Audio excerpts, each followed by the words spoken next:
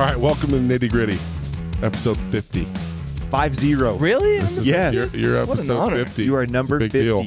Oh, man. I feel Crazy. honored. I can't believe that we've done that many already. We're so experienced. So you're... And we haven't even missed a week. Not one, because you won't allow that. Ugh. I just want to Consistency miss is one the key. week. It is. It is key. It's- You're right. Well, we're sitting here with a very funny person. You have your Instagram as Seth J. King. Did anybody call you Seth J. King? My mom. Your mom? Yeah, when I'm in trouble, she calls me that. My grandma, because that's, her Right. husband. His name was Jay, so yeah, that's about it. Well, Seth King, welcome. Thank you. Late Notes, Yep. a.k.a. It's a weird handle. late Notes. Yep. Very funny story, very funny person. Oh. I'm kind of late to the game. It's only been a few weeks for me, Oh, well, welcome. and I'm sorry about I'm that. honored. No, don't be sorry. I generally, people that are popular on the internet don't care about that. It's like, excuse me. I mean, I'm sure there's a few, but everybody's on a different. I'm usually looking at football, hockey, guns, Shoes. shoes. I picture you at home all at the same time wearing all of those uniforms with a gun in your hand. Like, this is the ticket. Smoking something, because you can smoke anything. You can Smoke smoke anything. anything. We've learned Yep. in the pregame show. Yeah. So welcome, Thank you. number 50. This is you're the I'm perfect honored. guest for number 50. Oh, We're gonna have some fun. It's taken us about 18 minutes to get this thing started because we've just been shooting the breeze, Chewing the telling fat. funny stories about condom shortages and Zoom meetings and your underwear and how It's a little bit of everything. throwing up into mama birding food. Mama birding food. how Seth did a Zoom meeting in the bathroom with the San Francisco background on, so nobody really knew. Yeah. So yeah, good stuff. So if that's the pregame, we're gonna have a really good actual show. So welcome. Thank you. Is that a job you could do? Chewing up like food at, let's say, elderly, and then spitting it, like being the designated food chewer. Is there such thing? It's probably, I mean, what's the word for it? Like, there's so many weird, I don't want to say it. That's disgusting. I'm just saying there's so many weirdos out there that you probably could make money like going to places and getting paid to do that for people. I hope someone listening starts that business, because that's some. I guarantee it's already going. This is when those businesses start. guarantee it's already going. Yeah. So Google it, Brent. I'm just kidding. Don't Google it. no, but if you do Google it, Brent, I'm sure that you can. I'm curious. There are very few things you can Google these days that aren't in existence. If you can find something, that's something you got to jump on. Yeah. Can you hire someone Oh no, here we go. to mama bird? While Cam goes down a rabbit hole. Seth, let's talk a little bit about you. Where are you from? What'd you do growing up? How did we get to where we are today? I grew up here in Orem, actually, just 1600 North. Oh, really? Yep, for the most part. We moved around a little bit, but I went to high school at Orem High. I was there about the same time that Timpanogos High School was being built. But I finished up at Orem High School, state champs football '95 and baseball. So I was a baseball guy, and I played at UVU down the road for a year, served a mission in Germany, came back, played at BYU, got drafted, met my wife, had a child, decided professional baseball was too hard with the kid, and then You just started skipped. being Hold on. Hold on. That like 2-minute story should be like the whole podcast. I was bro. still processing state champs. Was he really state champ? Like played baseball, played Should've college been great. baseball. I'm like, whoa, he played college baseball. Got drafted. Decided. Not, I'm like, wait a second, you really got drafted? yeah, we played professional. Well, I'm glad you I played. play professional baseball. I don't speak good, but I throw a ball hard. Were you a pitcher? What? I position started spot? out as a shortstop, and Oh, then no way. a guy who was better. Like frankly, he was just better than I was. Gee. So yeah, it was he actually ended up the guy who was better than I won a World Series ring with the Devil Rays. So, Damn. but Who drafted you? the Padres. Really? And so they kind of moved me around. I had a good bat. historically, but I also had a very good arm, so they had me pitch a little bit, and I was a setup guy, like a closer and it was fun. I liked it because I just went in.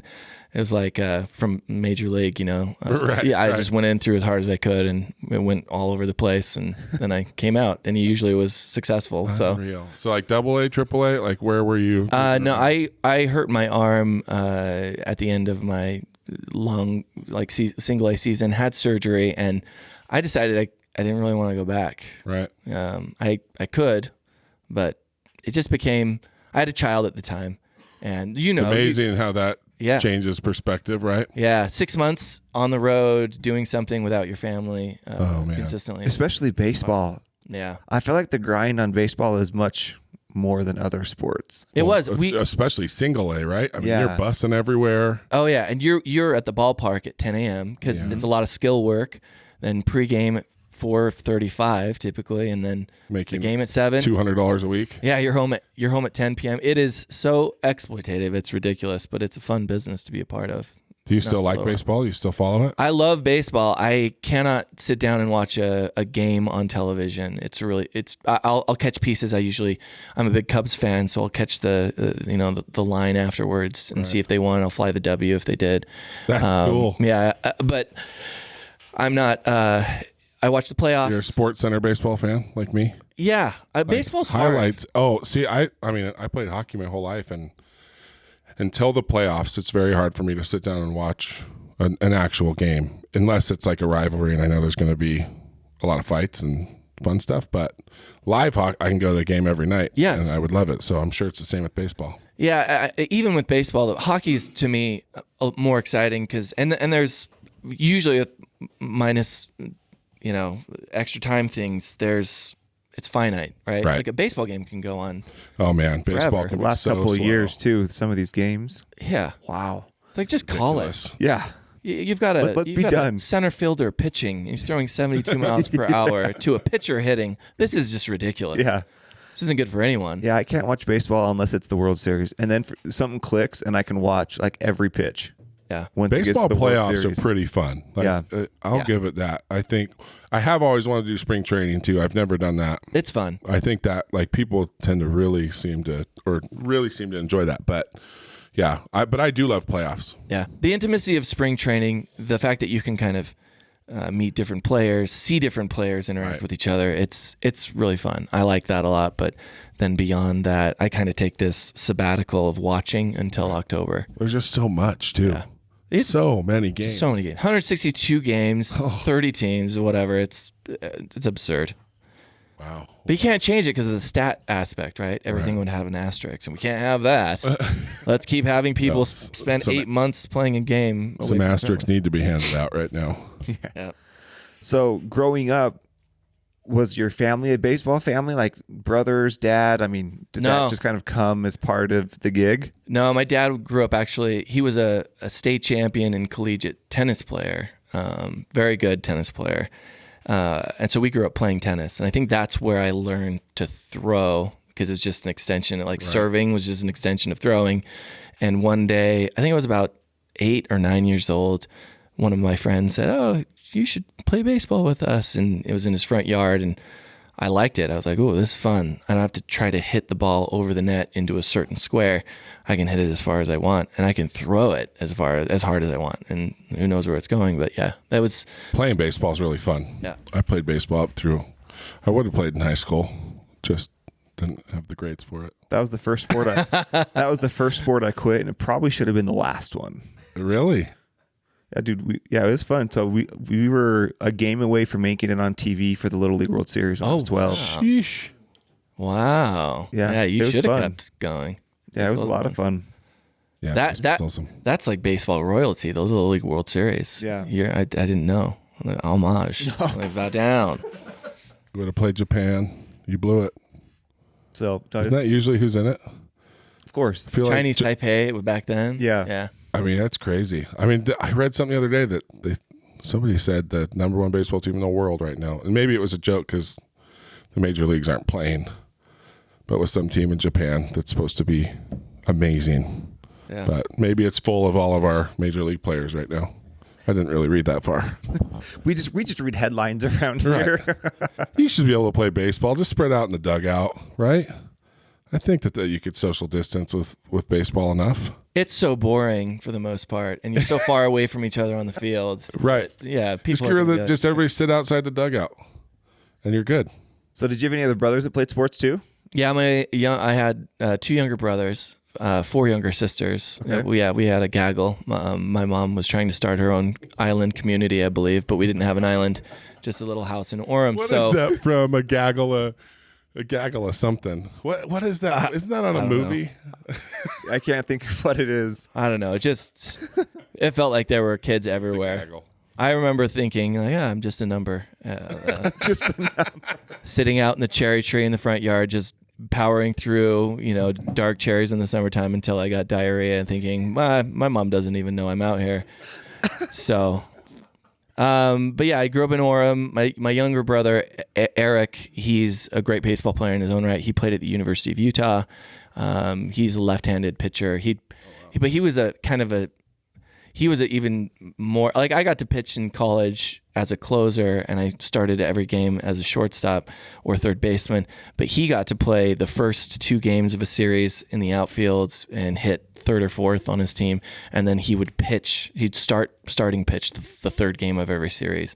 So he was kind of a phenom, and we threw really hard as a left-hander, 94, 95 miles per hour. Wow. And had just a killer changeup, and yeah, but my youngest brother played in high school, didn't love it. He played a little more tennis. So tennis is a great sport. My dad is. grew up playing tennis. I played tennis till I was like 12. But I'm surprised. I think it just kind of has that rich man. Like, people don't think it's like an accessible game or something, but it's an awesome sport. It is. And it's not that expensive to get into, unless you have to get like, maybe that's hard because you have to Like a go to the club clubs, membership or or you just have to find a public court with a net on it, I Right. suppose, that functions. There's probably not, and I doubt there are that many of them here Yeah. with the winter. I talked to my friend who's a big tennis guy. I do play tennis occasionally, to answer your question.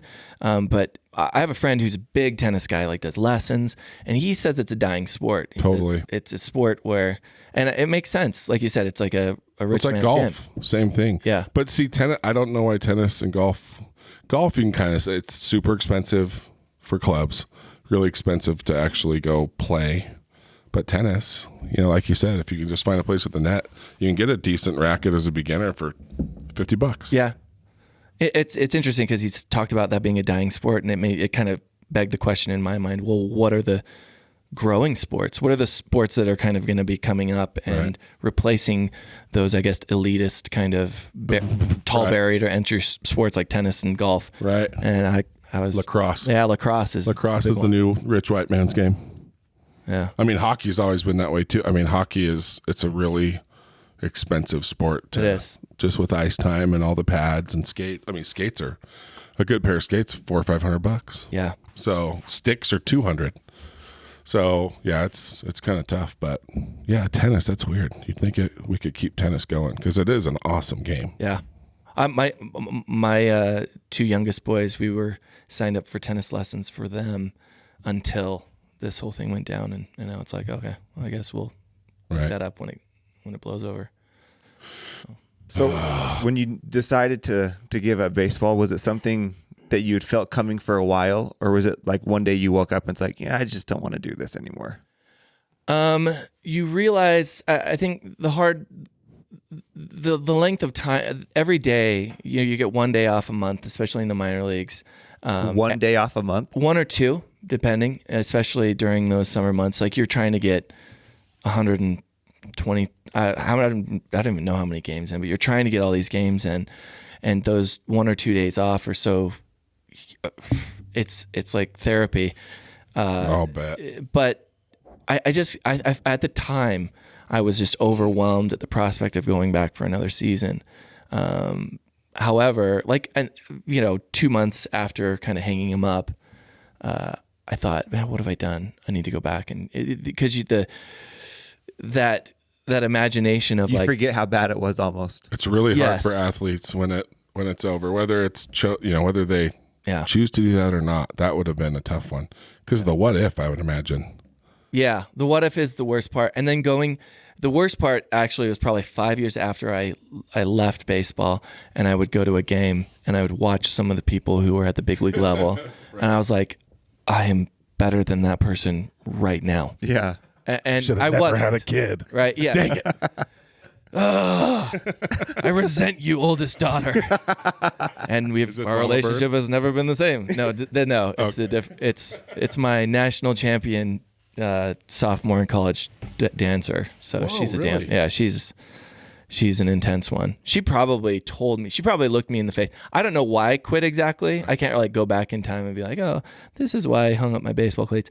But she probably looked at me as a 1-year-old and said, Dad, I need you home. And looked at me with the intensity of like 7 sons, and I was like, "Okay, I'm not." And you had a this daughter, which made it because I had a daughter first too, and man, it rocks your world for sure, in a good way. And your heart is just like, yep, all theirs. Like it's no longer. Well, and I wonder how much money were you making a week? Oh, it was a couple $100. Yeah, and a lot of it went to the clubhouse managers. Jeez. So who did the laundry and kept things up in there. So I feed the Utah Grizzlies quite a bit, which would be the equivalent of AA ball, to the NHL. And these guys make now, they make about $700 a week. Yeah. And it is like non-stop. They're busting everywhere.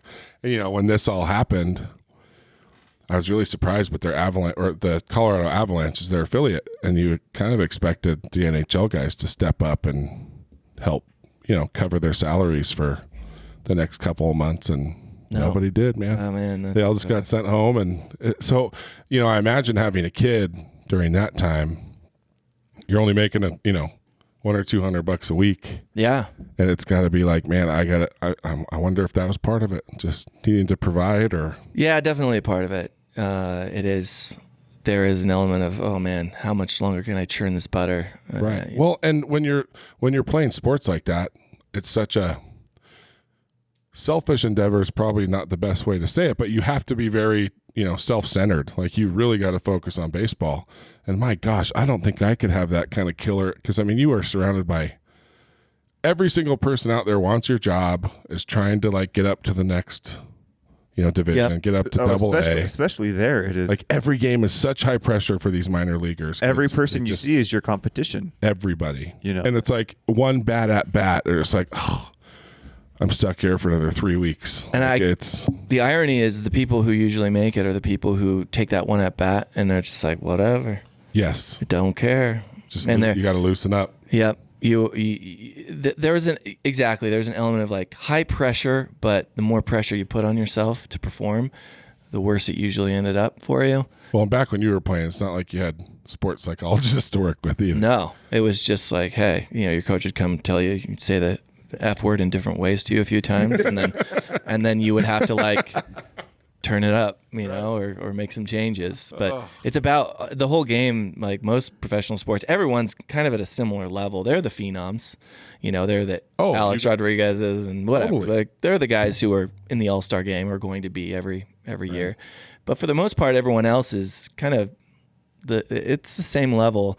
It's the people who can manage the downs the best and also make adjustments every single game, every at bat, and keep their head straight. And it's definitely, it's so mental that there's so many people that are amazing golfers, amazing baseball players, but there are so few that have what you just mentioned. It's like one bad shot in golf and they're done for 6 holes. Same with baseball. It's just such a mental, it's so much more mental than people think. Where did you play your single A ball? Up in Oregon, in the Northwest League, Eugene, Oregon, was the main place. It's not a horrible place to. It was great. Play. That's cool. I love the Pacific Northwest. So. Wow, that's really interesting. So you have a kid, you finished with baseball. Yep. You quit, then come back. Quit's a horrible word, No, I like. Let's just say that makes me feel worse. You selflessly moved on, so I could take better care of my family. I like quit because I'm going down the downward spiral of like depression and what have I done? I should have. Can I rewind time? No. I came back, finished school. I had a few classes left, and then we moved to California, and I worked for a home builder, custom home builder. I graduated in business and construction management from BYU, and then, which was a dumb decision, by the way. Construction management, don't do that. Just do business. Right. Because I already was working construction. Totally. You'll learn the construction management on the job. Yeah. So anybody out there, just kidding. Sorry, construction management program, but it's a dumb, dumb program. But yeah. Why did you get into it?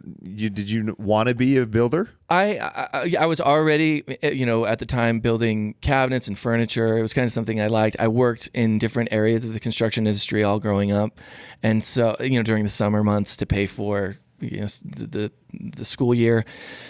And I thought, oh, this will be good. And I guess aside from some of the scheduling programs and some of the estimating programs, and some of the, software, I just didn't need it.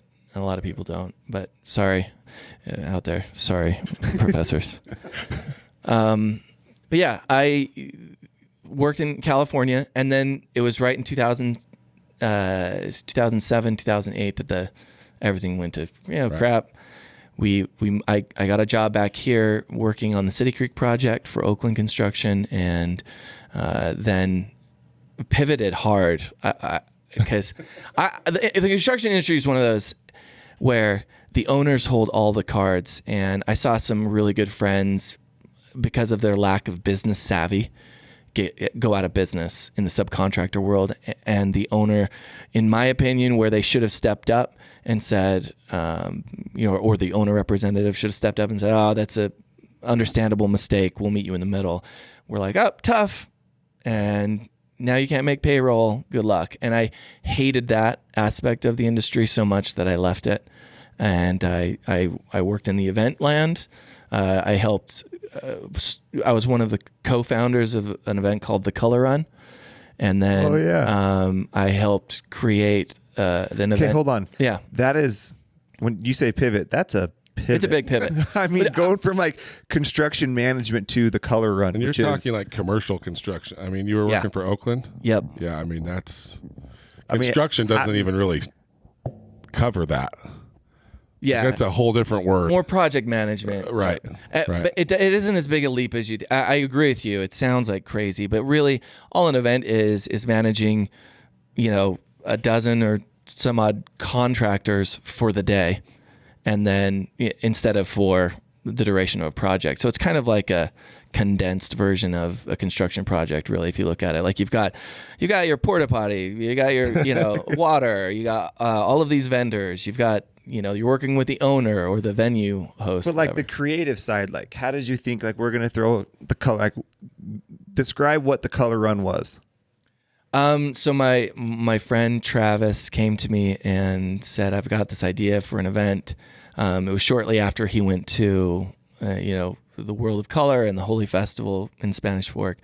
And he told me about it, and he's like, how do we incorporate this? And so we had some ideas. He and his wife had worked a lot on it, and then we had we called it Operation Peppermint Patty, and I just started kind of I started doing research on cities around the U.S. as to what are the restrictions, can we do this? And we came up with a creative concept, and then we decided. He hired a few other people, and I still was working full time in the construction field, but just helping him, part time on the nightly. So as my second job until it was ready to go. And then it started and went gangbusters for about 5 years, and it still exists, but I think it's on a smaller scale. And events are really suffering right now because of the gathering thing. But yeah, it was a fun creative thing. It was a really nice kind of respite from the daily construction grind, because I had just had enough of that kind of one-sided business, and it was nice to kind of focus on something that we believed, and it ended up happening, would make people happy. Yeah. So how did that kind of decision process go from more kind of corporate America with Oakland to kind of the entrepreneur, I'm on my own type of deal? I think as I grew in creative and also business confidence, and seeing everybody comes to this point, and I don't know, maybe everybody doesn't, but I think if you're somebody who's focus is to provide for a family, you get to this point where you're like, I could do that. You kind of have that moment where you're like, if I had the money, I would have created something like that, or I would have done something better than that. And so you kind of gain this confidence of, yeah, we can make this work. I think the idea is solid enough. We're detail oriented in the execution of it enough that we can make everything. I think that's the athlete talking in you. I don't think most people have that. Really? Yeah. I think most business owners do. I can do that. Well, that's what I'm saying. Like, entrepreneurs are such a small percentage of society if you think about it. But you do see a lot of athletes. I mean, sure. I think that athletics can really, really benefit your life, because there's just, especially when you get to those higher, Yeah, I think you're right. those higher places, you got to be competitive. You've got to, you're driven. You also have to be open to critique and open to constantly. Totally. And when the critique, involves the F word, you have to be okay with that. Different forms of it. Yeah. I heard it used every single way. Oh man, baseball and hockey. I don't think anybody uses language more colorful than those two sports. I do remember one specific kind of motivational speech that my coach was giving us. A motivational we're out. speech. Yeah, we had a couple bad series in a row, and we're out in center field, and and it's like every other word was an expletive. And I remember thinking, I don't even hear it now sometimes in movies. Totally. My wife's like, oh, the language is so bad. I'm like, what? That's what like me and language? my wife. But yeah, but I remember looking up at him and thinking, this is amazing. Like, I don't even know how he's putting these together. I'm really impressed right He's now. used it in every single. I used to, diagram sentences in English class and honors English class in high school, and he is doing a fantastic. It's every single line. He's like, wait, that was a verb. This one was a Gerund? noun. That one was an adjective. Yeah, I don't know how he's amazing. So yeah, people are like, oh yeah. It's a sign of lack of intelligence. I was like, no, this man is like the Shakespeare of the F word right now. So anyway, It's funny. One of the only quote I always applaud Andrew because he can remember every quote in the book. But there's one quote that was up in my history class in high school. It's just like seared in. It's swearing is the what is it? Swearing is a way for a feeble mind to express itself.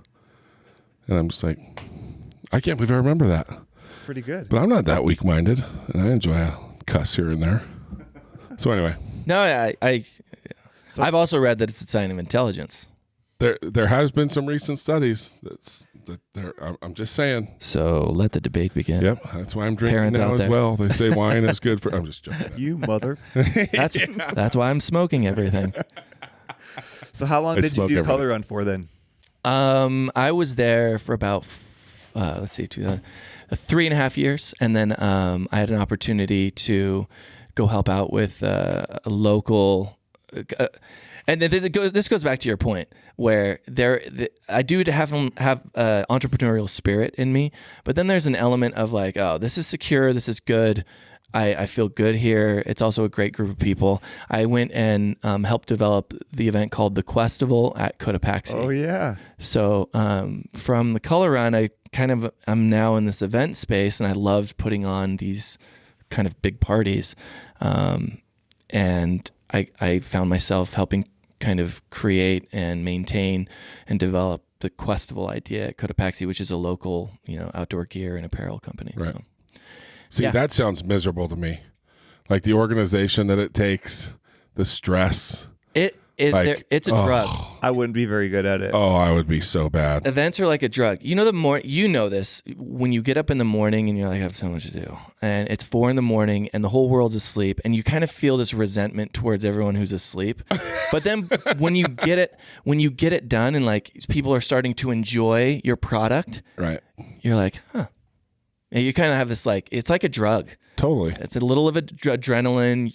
You're trying to throw things together. You're problem solving quickly on the fly, and then it's all over, and you have this kind of moment where you're like, "Hey, I'm going to do that." I love that. A big catering job, like a big catering job. It sounds like that's exactly what it is. Like logistically, it's kind of a pain, but all the work leading up to it, the 20 hours of cooking leading up to it. Anyway, just getting everybody scheduled. The unseen But things. then when you execute, it is awesome. Yep. The It's awesome. unseen is something I don't mind. You know, the permitting, the prep, all of Oh, those like things. you were saying, porta potties, Yeah. power, Yeah. like all that stuff. Oh. Oh, that would be a Can you nightmare. imagine like all the AV, right? Oh, Yeah.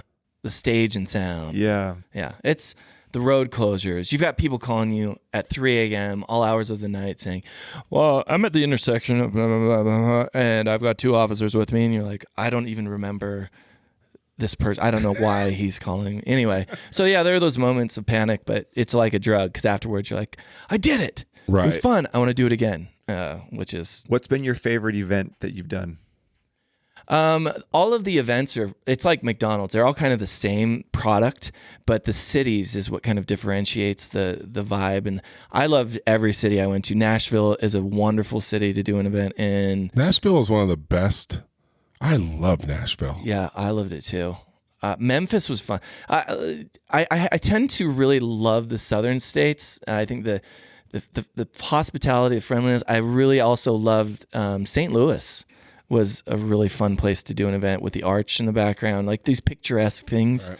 New York is fun, and Boston because you've got that kind of no nonsense, like, I didn't get enough color on me. What are you gonna do about it, stupid? And I'm like, oh, come here, like, let me help you. So Let me spray something. Here's some on you. yellow.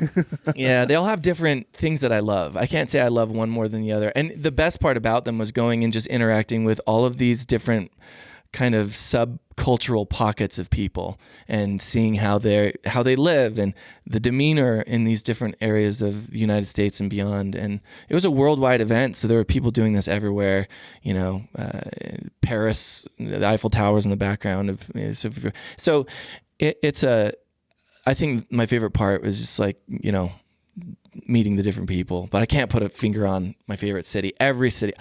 I loved every city I did the event in. I can't think of. I had a few times where I was like, "Whoa, that was a terrible experience" because of something outside of the event in a certain city. But for the most part, just fantastic. I was going to say, I would imagine setting this up in New York is twice the work that it would be just with permitting and bureaucracy Yeah. and all that. Anyway, It's funny. New York is one of those events where I was talking to my friend who does. She does a lot of events, and she said, "Hey, you know what? You should take an envelope of cash with you when you go to the city meeting in New York for permitting." And I'm like, "What?" She's like, "Yeah, just trust me. Take $1,000 cash and just have it on you." And I'm like, "What?" She's like, "Turn it in with your application." And I'm like, "Okay."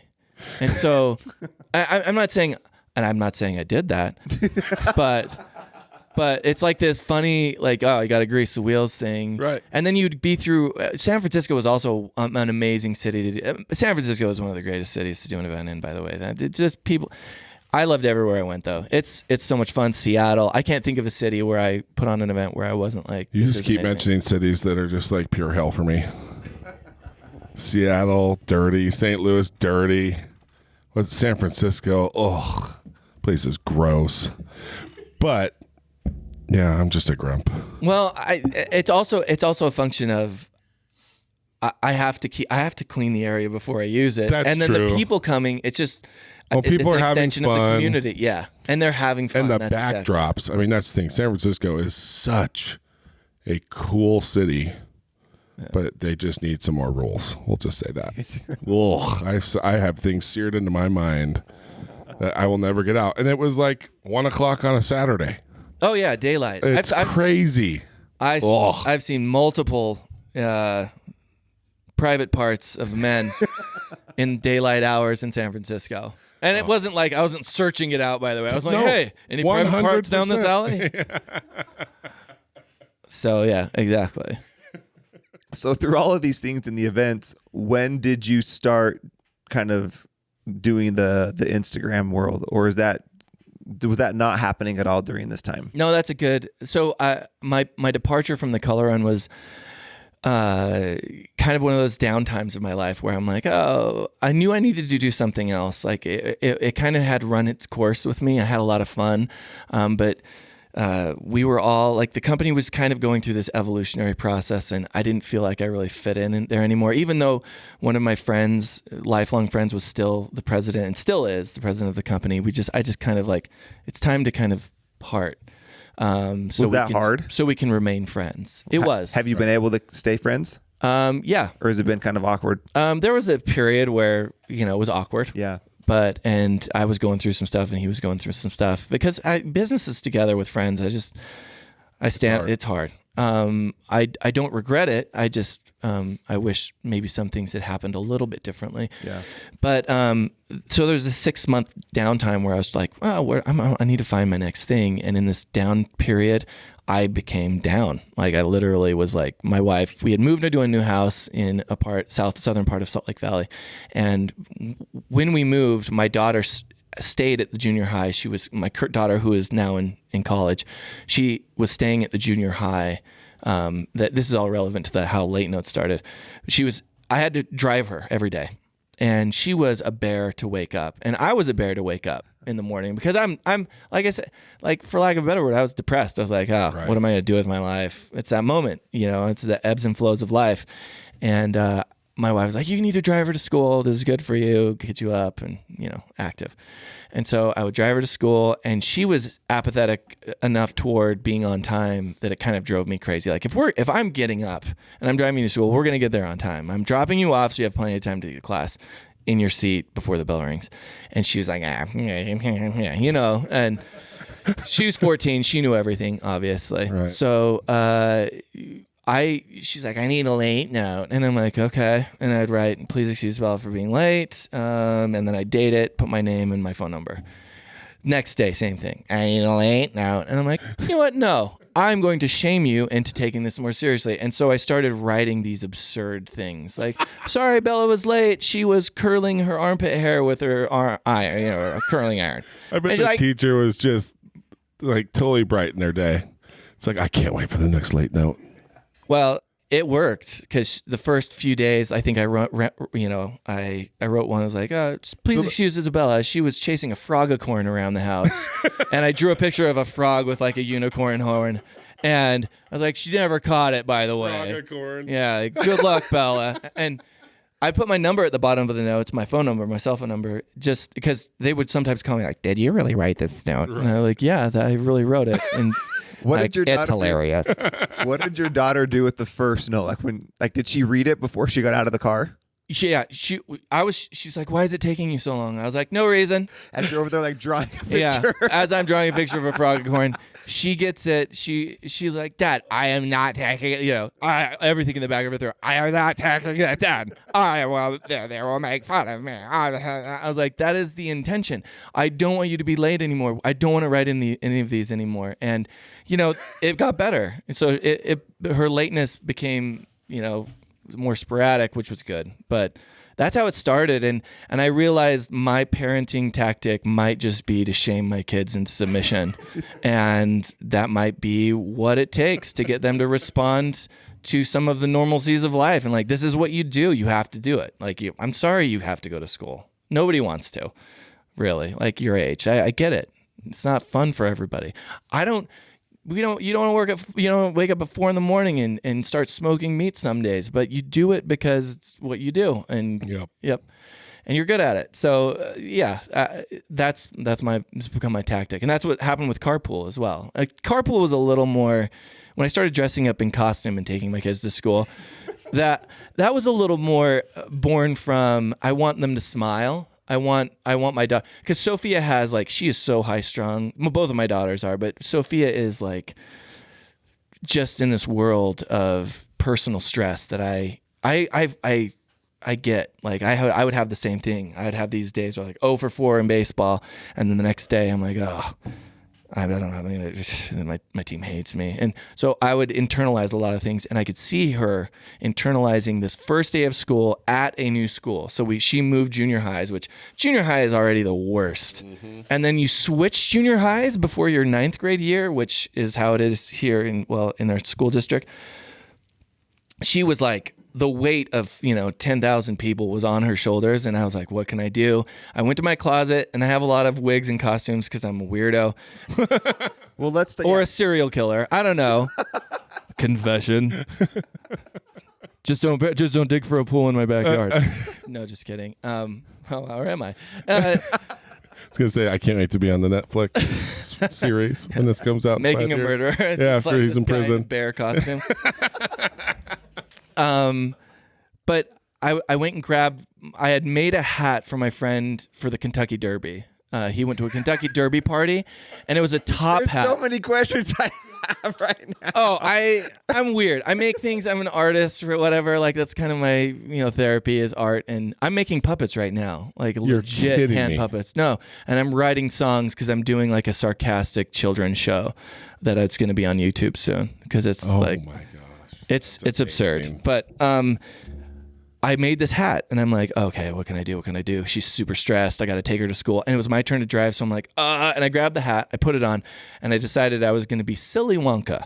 And so I started making up songs from Willy Wonka, like, come with me, Sophie. It's your first day of your new junior high school. And like I would sing with the hat on. She's like, Dad, stop it. Dad, stop it. Like she's like, it's driving her crazy. But at the same time, I see her like distracted from what's coming. I was gonna say.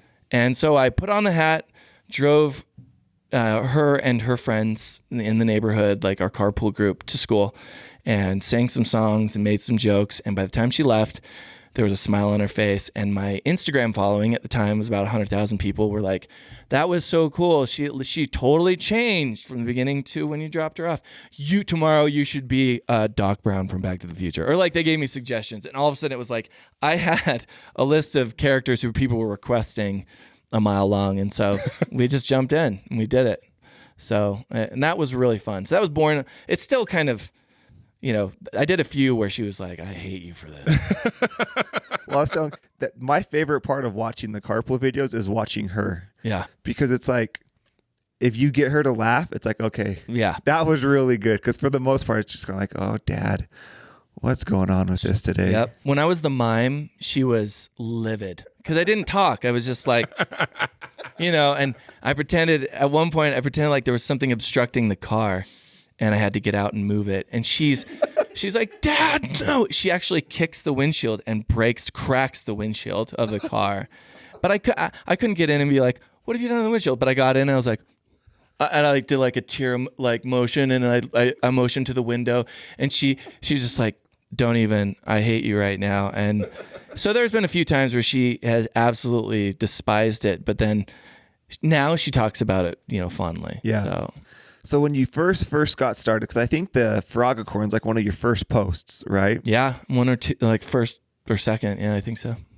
Did you do it like intentionally to like create like this type of an account? Like were you doing it to grow an audience and to do that, or were you like, this is pretty funny, I just want to show what's going on? Well, that's funny because I didn't even start the account. My wife, I didn't have Instagram, and I have a hard time actually. Social media, I struggle with it. Like I want people to know like this is genuinely me. This isn't like I'm not putting on. This isn't a game I'm playing. I am this type of parent, whatever. But I feel like people think, oh, it's an act. They even like we get questions all the time. Is Sophia acting? It's like no. She told me, she tried to get out of the car while the car was moving when I was Terry Sloppins a few times. Like, she's not acting. She hates it as much. Like, but I think that's what I struggle with. Is like people don't know where the real ends and the phony begins sometimes, and I get it. I there are certain things you have to do to kind of make a living, and some people do that. But I started writing the notes, and all I did before that first time when I drew that picture and Bella's like, what are you doing? I'm like, oh, I'm just finishing her note. And I took a picture of it. She's like, why are you taking a picture of it? And I sent it to my wife. And then the next day, Bella was late again, sent the picture to my wife. And so like 6 or 7 notes in, which over the course of probably 3 weeks, maybe not. But anyway, over the course of 3 weeks, and she started it. And she started just posting them for her friends and for like family members because we were laughing about it together. And then she started it, and then she's like, I kind of did something. I made an Instagram account for you. I know you struggle with Instagram, but here it is, and here's your password. Just do it. So that's how it started, and yeah, I appreciate her for that. And she helps me we try to answer all of the DMs we get, and so she helps me go through those as well. She's Sounds like we should have had your wife in here with you. Yeah, sounds like she knows what she's doing with you. She knows how to handle me pretty well. I mean, if so many years of, dealing with a functional lunatic, and you're like, oh, I know exactly the cage he needs to be in right now, or this is the kind of lock you need to put on. So she's great. But yeah, she's a good time. I was just reading, in church, like when you start laughing and you're not supposed to be laughing. That's kind of what just happened, because I haven't gone down your wormhole yet. Like, and I can tell as soon as you leave, I'm going to have some fun. But the top 5 pump up songs post. Oh my gosh. I love one of my favorite notes I've ever written.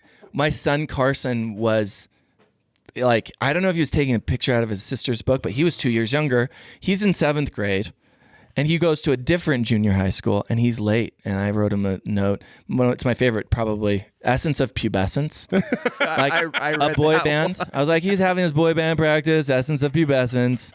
And it was like the perfect combination of my son gets so embarrassed by stuff like that. Right. The word pubescence, and I TM'd it. And he's like, Dad, I'm not going in with this. I'm like, you absolutely are. And that's the other thing. I TM'd it. You put him on all sorts of weird things on your notes. Yeah, I put on the word "and" a few times just so people are like, what's wrong with this guy? You can't trademark "and." I'm going to use "and" today, in fact. It's like, yeah, I get it. I'm an idiot. So when did the accounts start to get popular? I mean, it started just your wife started throwing them out there. Like, was there a specific note that kind of almost like Abby's haircut video? Oh yeah. That's a good question. It actually wasn't so much a note, because I was just pumping out content, and it garnered a following of about 2,000 people. And then I was on I was featured on Brooke show KSL, like what was it, 5 Good Things, or I can't remember. I'm sorry, Brooke, but she is she featured with her friend, with my friend Natalie Hill Jensen. They featured what I did, and I got like a couple thousand followers. I'm like, whoa, that's crazy. And then Today Show family, or parents, the Today Show parents blog picked it up. A woman by the name of Terry Peters featured it, wrote an article about it, and it's one of those things where I don't think it would have garnered the following it did at that moment. And I wasn't doing carpools or any silly videos at that point, just writing. But it was very divisive for people. People were like, this hipster idiot parent, who allowed him to procreate? Like, there was a bunch of people who were like on that. There were the meanest things written about me, and I loved it. I was like, look how mean this is. Just like laughing through the tears. And then there were some really people defending me, like on this Facebook post from Today Show. And it kind of really created, I'm on this guy's team or I'm not on this guy's team, but either way, I'm watching what this idiot does next. And so that's where it started. And I think it got to 100K. And then when I started doing carpools, added another 45 or so. How long did it take you to get to 100,000 followers? It was like a couple days after that Today Show article. Wow. Yeah. That's crazy. It was here crossing my fingers. I need like 64 more for 10,000. It's like, come on. I want swipe up. Come on. We'll get him. Go follow. Yeah. I didn't even think about that. But yeah, it was that was bonkers. It was funny to open up the app, and my wife and I, we weren't doing it there was no intention. Kind of like, it wasn't like, and I think it's time for me to get a following on social media. Like, no, those ones never work. It's kind of like baseball, right? Yeah, you're like the example you gave about not caring so much, and just doing your thing, and works. It's it's like the Johnsons. It's like, I mean, that's why Abby is Abby, because that was just Abby. Being her with their haircut. Yeah. And you can tell when it's just forced and them trying to get, some attention. And yeah. I mean, people can still, I do feel like even on social media, you can still sense authenticity. Yes, absolutely. I think the hardest thing about Instagram for me right now is the storying side of things. Abby's really good at storying. It comes naturally to her. I'm kind of more of a I've been spending the last 4 days making puppets in my quarantine house, and I'm going to write a few children's songs, and then I'm going to put that out there on Saturday. But I don't story really well along the way. It's So hard. I try, but I would love people to just. I don't mind if people have. If there's a camera in my house that showed every moment of every day, I don't care. They can watch that, but it's not interesting. But I think that's where it becomes difficult for me. Is I feel like sometimes I would be forcing it if I really put things out there in a way that didn't feel authentic, and so I just don't. Right. I err on the side of don't, and I shouldn't. I should probably share more, but You just need to hire a cameraman just to hang out with you. yeah, I should. I mean, Gary Vee says, "Don't create, just document." yeah. And that's a good way of looking at it, because maybe I look at it too much like, oh, I need to create something, but I should just document the lunacy that is my house right now. Like I have a sewing machine. Whatever. You just need a live I'm like- feed of you making puppets. I'd watch that. People are like, hey, look at this guy's downward spiral. You guys, I know some people What's are he gonna losing do next? Yeah. Look Trump's at the telling clock. people to drink bleach, but this guy is sewing puppets.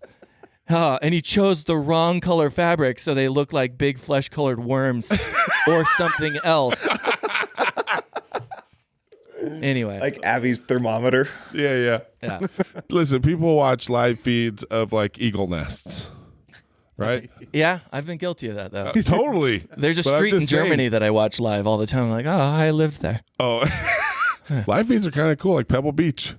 I mean, you can actually just watch a golf course. Yeah. But San Diego Zoo. That's a great live feed. for real, so you should just do a live feed. Just create one room where like, okay, as soon as you walk past this threshold, you were on camera. I would love that. I wish I had the body of like an orangutan, where I could just like sit on the bed, like, slap a banana peel onto the window and So when that whoop at the camera.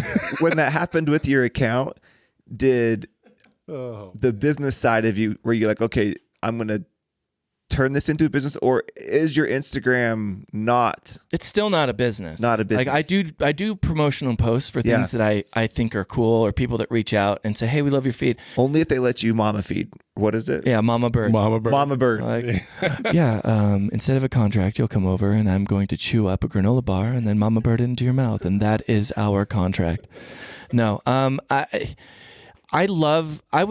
trying to kind of turn it into, I would like to just create content.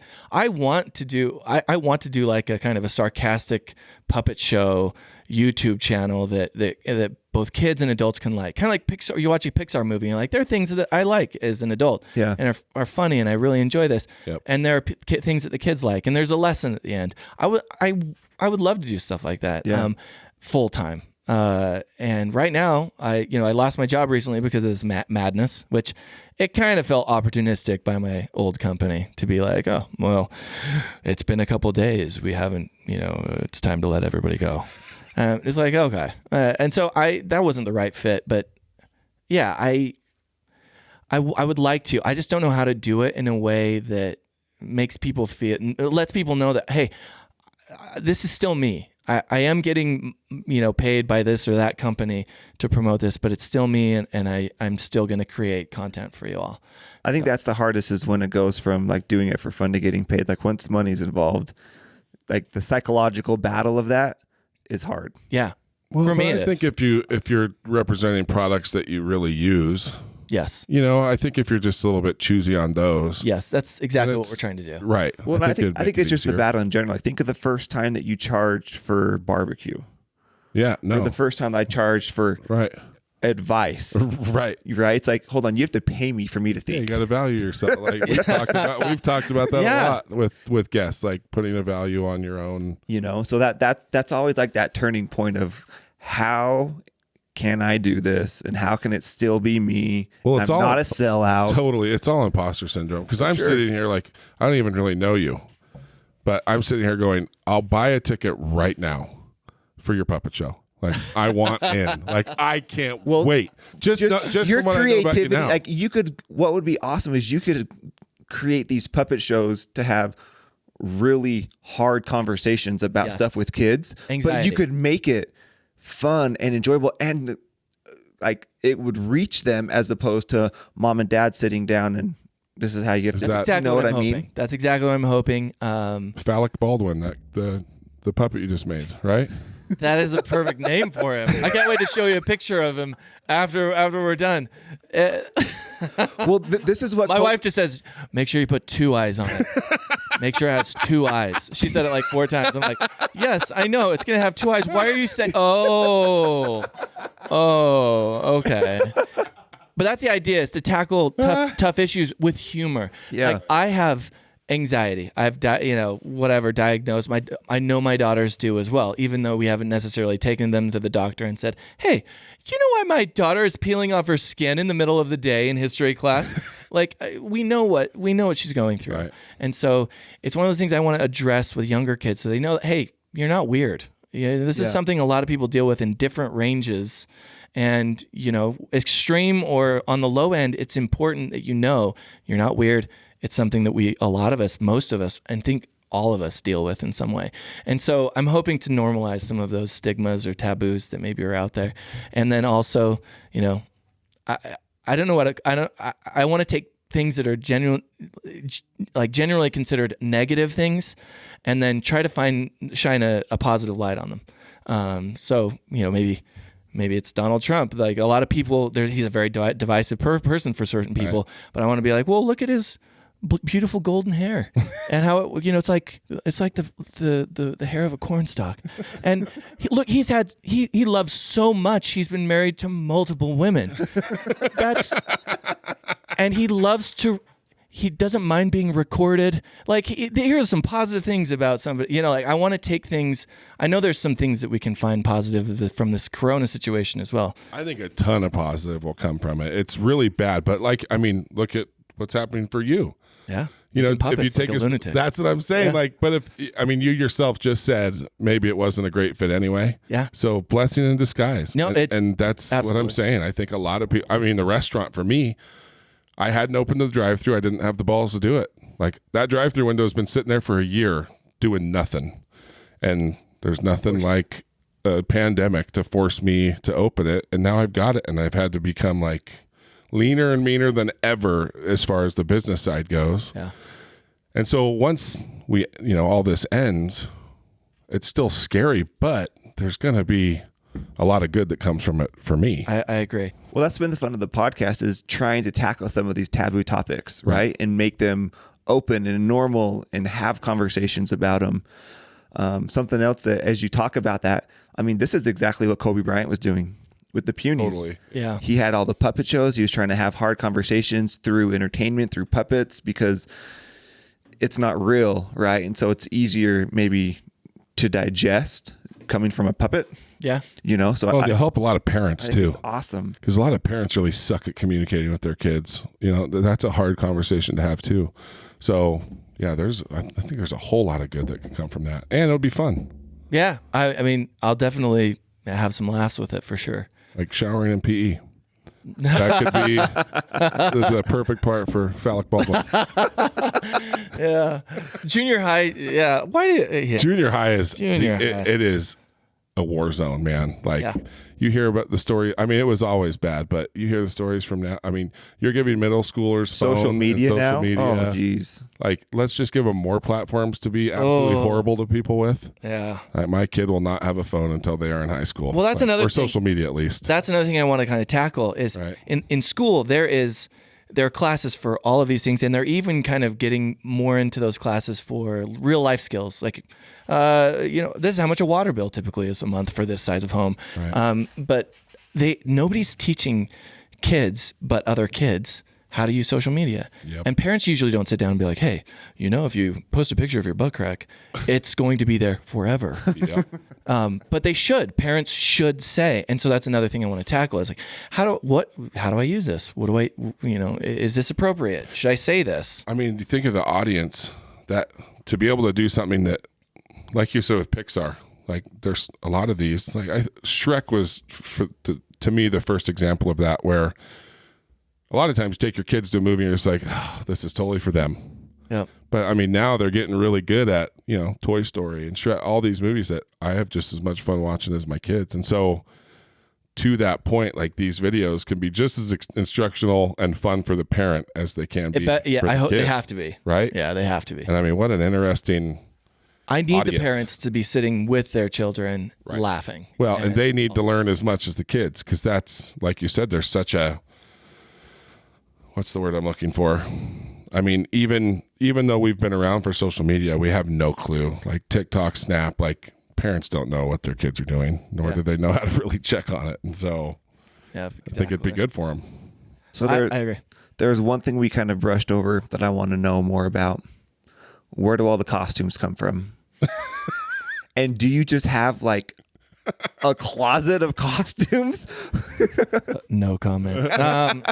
Yeah, I had a collection of wigs. This is so weird. Yes, we got it. I had a collection of wigs that I had just been collecting before Why? this whole thing. I don't know. I think never really have too many. Like, you have too many wigs or costumes. Oh, Right? I enjoy them. Like, yeah, I would use them to scare my family. If I I like to show up at different events, serious or non, in costume also. So I always look for a way to. like you've always done this. I've always been a bit of a jackass. Yes. Well, which I mean, that's why it's authentic. That's why this seems real. That's why it 'cause all works. What you are. Like, yeah, that's what I'm a you like functional to do. lunatic. That's literally what how my wife describes me.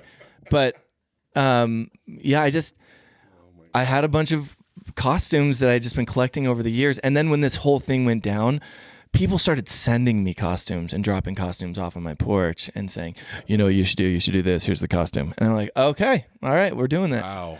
My only regret is that I haven't been able to use some of the things and do some of the plans that I had in store for the remainder of the school year. But I didn't even think about that. What a bummer. we were going to do, I had a prison bus all scheduled and I had a bunch of orange jumpsuits ready. I had a bunch of actors who were going to have those jumpsuits on and the kids were just going to be like barked at, get in the bus. I'm taking you to school by someone who was not me. I was going to be back with the inmates in full prosthetic makeup. And then on the way to school, just like Brooklyn Nine-Nine, it'd be like, all of a sudden, you are my fire. Then a pause. And then another inmate, the one. And then by the end, we're all singing I Want It That Way by the Backstreet Boys and dance like it's a legit. I was just disappointed that It's like that Scared Straight show. Yeah. Do your Started off kids, that way. your kids have any idea what's coming before carpool? Like, do they participate in the planning of it at all, or is a lot of it? Most of the time, it's a surprise for them because I like their reactions. But I have involved them in a few where I dropped costumes off on their porches and said, all right, tomorrow wear this. And they're like, what is it? Like, don't worry about it. And it's like Pokemon costume or whatever. So, and then, got to catch them all. It's like, and I dubbed that whole one. So we have some fun, but usually the kids aren't privy to what the character is. And Your Les Mis one has been probably one of my favorite ones. yeah, that's a fun one. Those are super. I have a lot of really talented musical friends, which is fun, but also I want to use them as often as possible, and it's hard to get 25 people in a vehicle safely on the way to school while also performing a musical. But people are pretty forgiving. I've got one for your prison when you're ready to do that. Okay. My best friend will fit in perfectly, but he's a professional opera singer. He looks like a Hell's Angel, Oh, that's perfect. but he is a professional opera singer. Yeah. Well, it'll blow your... Anyway, I would love that. it's hilarious. Once school year starts again, and I've thought about, I've been delivering some treats with my brother. He's a Rita's franchisee. Okay. And I've been delivering some treats with him in costume, which has been fun. But I'm trying to find excuses to dress up more and drive people around. But yeah, soon enough. I think I might get hired as a Lyft driver. That would be DoorDash. amazing. I was going to say, even just drive-thrus, like all of us in the drive-thru world right now need some entertainment. Like if you just went around and just cheered them up, because drive-thrus are kind of crazy right now. Yeah. That would be pretty awesome. So I need to find a reason to use a lot of these costumes that I had waiting for use. So Wow. What do your kids think of all of it? I mean, do they have fun with it? Are they just used to it now? Is it just kind of like, okay, Dad Yeah, I think there's a little bit of that. There's a little bit of like, oh, this is happening. I might as well just get on board. But there's also there are moments where they're like, not now. They'll say not now, and of course that to me is like, keep Now is the going. time. Yes, I'm just like a little kid. Like bad attention is still attention, kids. I'm leaning into this. So Well, and they need to learn too. Like if you give somebody a reaction, yeah, they're going to keep going. yeah. So you just have to poker face it. Yep. You hate it? Great. That's still a reaction. It's still. Absolutely. Oh, that's right. I can't wait. I would imagine, I always think kind of like legacy wise, right? For me, I remember being on my mission and just finally, it was so funny because we were digging out some like pretty poor homes from flooding. Yeah. And my dad was pretty tough on me, like construction guy, like, and I remember thinking to myself, like, I'm so grateful my dad like knocked me upside the head a few times, like if I was being lazy. Yeah. Because there are some worthless kids out here. They don't know how to use a shovel. They get blisters in 2 minutes. But it's fun to kind of go back and now I did tell serve my those- mission with you. But it's funny when you finally get to the age where you look back and you start thinking positively and kind of reminiscing about some of the stories that when they happened, you were just so pissed or frustrated or whatever else. But I mean, imagine those Christmas parties when you're with your grandkids and then hearing your kids tell those stories because they're going to look back on it super fondly, right? Yeah. And Hopefully. oh no, they will. I mean, especially when they're parents and they realize how cool is it that my dad spent this much time with us, like cared this much, made everything so fun. Because being a parent's, it's hard. Yeah. Especially while you're working too. And so I can't wait for you that to be will like be crazy really with cool. Grandpa. Right. Oh, I mean, as a grandpa, you're going to have a riot. I'm already planning on. It's one of those things where it's like, if I were, I ask. So I play cards with some people at a retirement home 2 nights a week, or used to before this whole thing went down. I played Pinochle with them. I learned Pinochle, and they razz me all the time because I'm not as good as them. Whatever.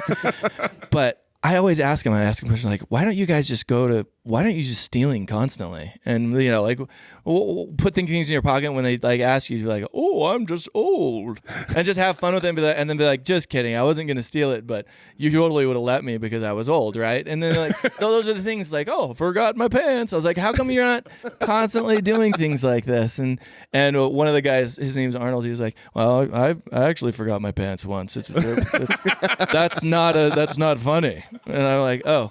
So I can look forward to this and authentically later in life, but yeah. Away with so much when you're old. Oh, and my Blame kids. it on old. It's like was it Bad Grandpa Johnny Knoxville?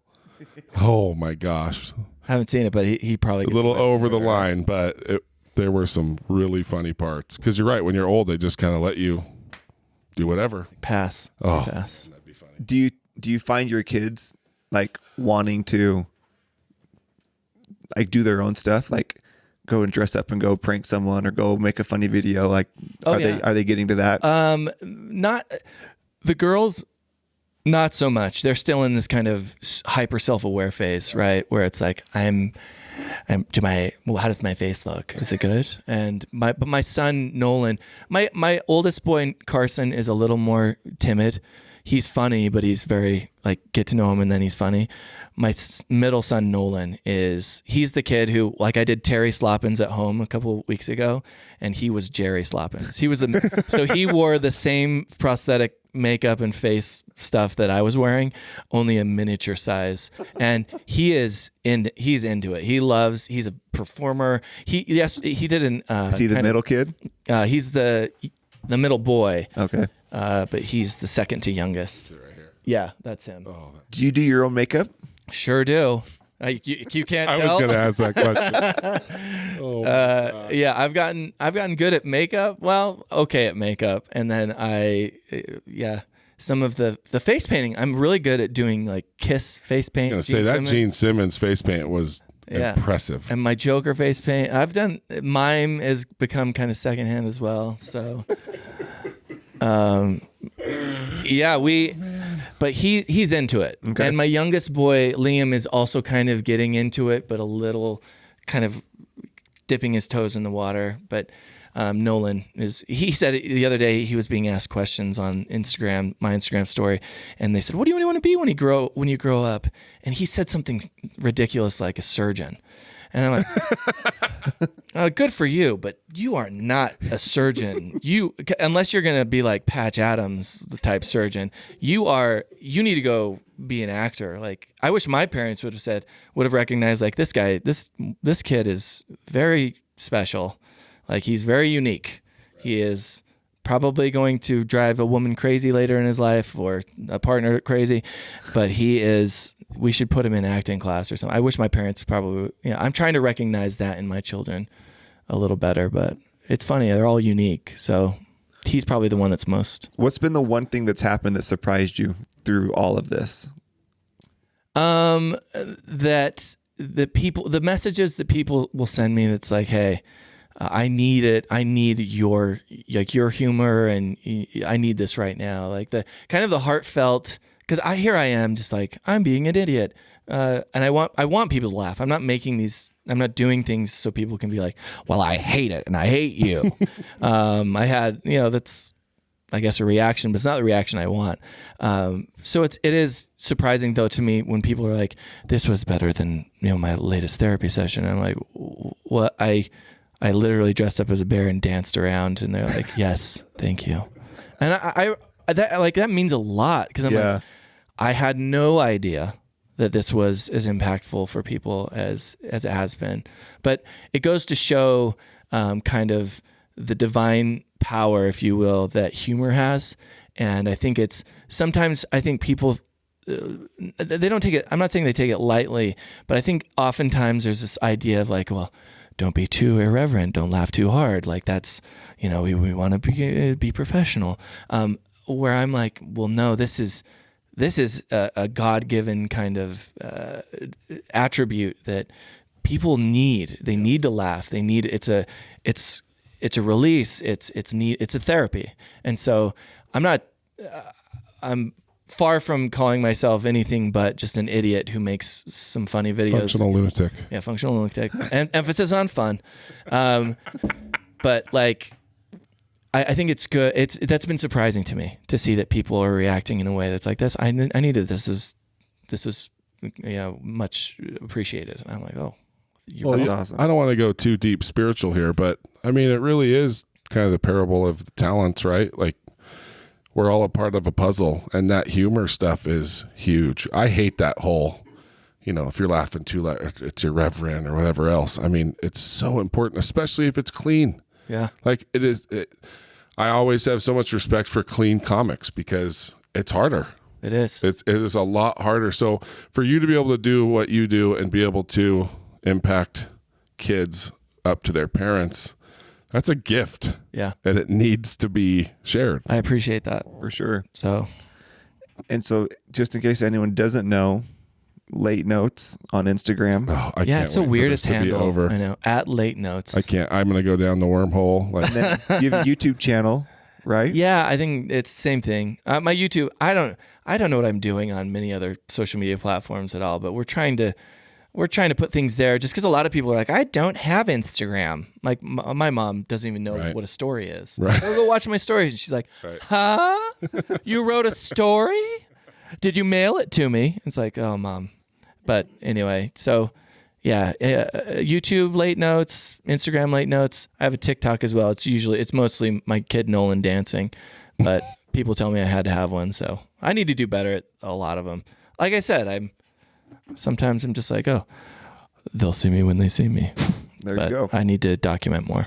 one quick question: Where do you find, like, what's giving you the ideas? Where are you getting the inspiration? I mean, are you just anywhere, like watching TV, and you're like, this would be funny to mimic, or? Yeah, I think anything is fair game for me. Anything that I experience that I find humor in, and I think I'm able to find humor in just about everything. I was going to say, you probably find humor in places that a lot of people don't. And so that's a good example. That's a good point. And those are the times where I'm like, oh, people don't think that's funny. I'm hoping to shine a light on why I think that is funny, and I hope they enjoy it. Right. So, yeah, that's It's a gift, man.